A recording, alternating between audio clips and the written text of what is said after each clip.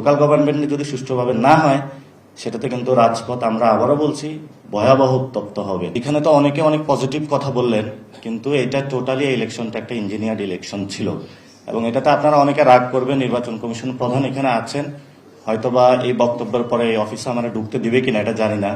তবে ইনশাল্লাহ আরেকটা গণ অভ্যুত্থান হলে নির্বাচন কমিশন প্রথমেই আমি এটাতে হাত দিব, যাতে নির্বাচন কমিশনটা আপাদ মস্তক এটা হলো গোড়া থেকে আগা পর্যন্ত পরিবর্তন করবে এবং আমার ফার্স্ট টার্গেট হবে এটা।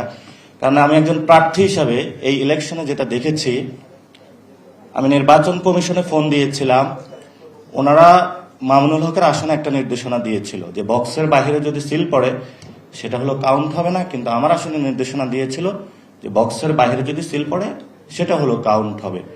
এবং সেখানে নির্বাচনের দিন ডিজিএফআই, এনএসআই এবং অন্যান্য গোয়েন্দা সংস্থা থেকে শুরু করে কিভাবে ডিসি অফিসে নগ্নভাবে একটা ইলেকশনের ইঞ্জিনিয়ারিং করতে পারে সেটা সাক্ষী এই বাংলাদেশ দেখেছে। এবং সেই রিপোর্টগুলো আমরা বিভিন্ন জায়গায় ইন্টারন্যাশনাল কমিউনিটির কাছেও দিয়েছি এবং আমি যেহেতু এটা নিজের নগ্ন সাক্ষী ছিলাম, ইনশাল্লাহ এই পরিবর্তনটা হবে। এবং বাংলাদেশে বলা হয়ে থাকে যে আমাদের যে নির্বাচন কমিশনের জায়গাটা অনেক যদি মেরুদণ্ড সোজা থাকে তাহলে বাংলাদেশটা অনেক দূরে এগিয়ে যায়। সেই জায়গাটা আমরা বিশেষত এই যে ঋণ খেলাপির বিষয়টা, সম্মানিত কমিশনার সানাউল্লাহ ভাই আছেন, উনি বলেছিলেন অনেক দুঃখ কষ্ট হৃদয় নিয়ে তাদেরকে অ্যাপ্রুভাল দিয়েছি। কেন? আপনার দুঃখ কষ্ট থাকলেই তো আপনি সংবিধান লঙ্ঘন করতে পারেন না। এটা আপনার একটা কমিটমেন্টের জায়গা, আপনি তাদেরকে ছাড় দিবেন না।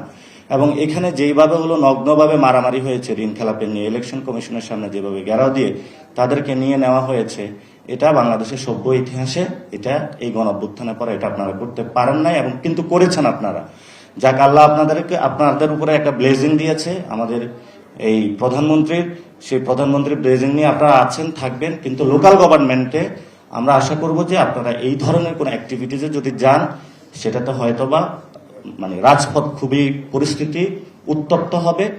সেই সময় যখন আফরোজা আব্বাস নির্বাচন কমিশনের সামনে ওই যেটা হলো বিভাগীয় যে কমিশনার অফিসের সামনে 5 থেকে 6 হাজার লোক নিয়েছিল, আমি ডাক দিলে সেখানে 50 থেকে 1 লাখ লোক আসতো, তাহলে একটা রক্তাক্ত মারামারি হইতো, অনেকগুলা লাশ পড়তো।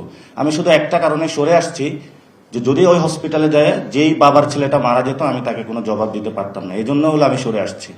তো ইনশাল্লাহ এটা কিন্তু বাংলাদেশে বিচার হবে। এই নির্বাচন কমিশনে যারা এই নির্বাচনে নেতৃত্ব দিয়েছেন তাদের বিচার ইনশাল্লাহ ভবিষ্যতে আমরা বাংলার মাটিতে করব।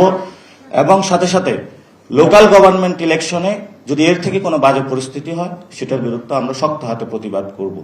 আমরা এখানে বাই কনস্টিটিউশন দেশের জন্য কাজ করতেছি। আমরা নির্বাচন কমিশনের প্রধানের বাসায় যাব, খাবো, এটা পার্সোনাল সম্পর্ক।